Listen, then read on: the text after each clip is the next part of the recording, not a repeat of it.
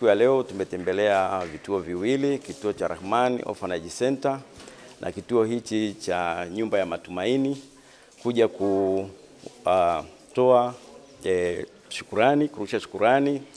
Jamii hii ni sehemu ya walipa kodi wa mamlaka mapato kwa mkoa huu wa Dodoma na kwa Tanzania nzima. Tumekuja kutoa shukrani hizi kwa maana ya kwamba watoto hawa ni watoto wenye uhitaji. Kwa hiyo kwa niaba ya mamlaka mapato, kamishna mkuu alituagiza tuweze kuja kufika hapa na kutoa sadaka kwa ajili ya watoto hawa nao wapate kufurahia sikukuu kama ilivyo watoto wengine.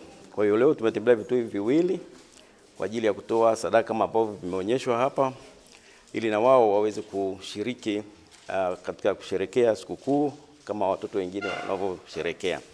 Labda tu nitoe wito na rai kwa mashirika mengine na jamii kwa ujumla, nao wajitolee kutoa sadaka hizi, kwani watoto hao wana uhitaji nao wangependa kufurahi kama watoto wengine na kusherekea sikukuu. Lakini pia niwapongeze wenye vituo hivi viwili, kwani nao wamejitoa kuja kuwalea watoto hawa ambao wametoka kwenye mazingira magumu, kwani watoto hawa nao pia wana ndoto za mafanikio na kuwa na maisha mazuri kama watoto wengine.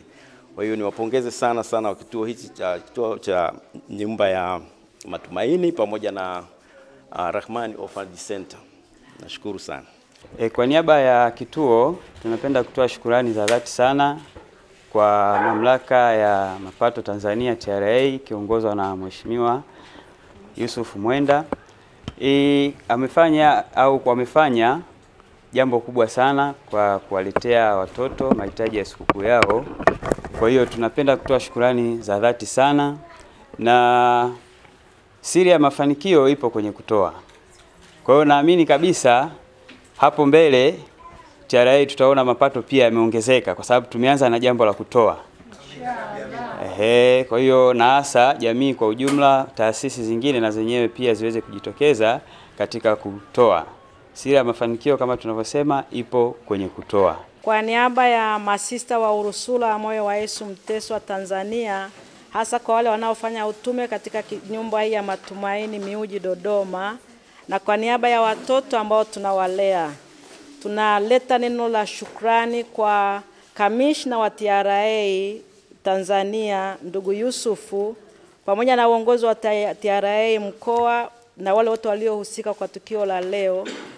Neno la shukrani, tunawashukuru kwa kuona na kuguswa na kukubali kupoteza muda wenu na rasilimali pia mlizokuwa nazo kwa ajili ya kusaidia watoto hawa na kituo hiki. Tunachoweza kusema ni kwamba si kidogo kwetu, kitatusogeza kwenda mbali na katika kuwahudumia watoto hawa. Tunachowaombea ni baraka. Mungu awabariki, abariki kazi yenu, abariki mipango yenu na pia azibariki familia zenu. Na Mungu akitupa tena kwa wakati mwingine tunawakaribisha pia. Kwa niaba ya watoto pia muendelee kutuombea ili tuweze kuifanya kazi hii pia vizuri. Kazi ya kulea watoto si kitu kirahisi. Ni watoto wengi, ni kweli tuna watoto kama 71, walioko kituoni na 48, wengine wako shule za sekondari hawako hapa.